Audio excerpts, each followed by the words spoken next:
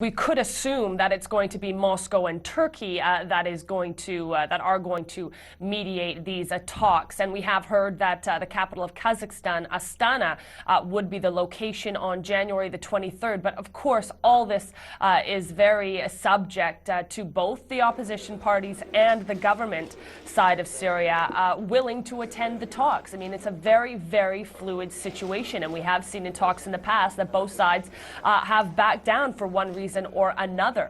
The objectives of these talks, as set out by Russia, is to basically, first and foremost, of course, open up lines of communications between the Syrian government as well as opposition parties, but also to start discussing a transitional government in Syria that would be headed by the current President Bashar al-Assad. Now, this is coming from Moscow as in regards to its hopes for upcoming talks in Astana.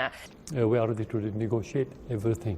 When you talk about negotiation regarding whether to end the conflict in Syria or talking about the future of Syria, anything, it's fully open.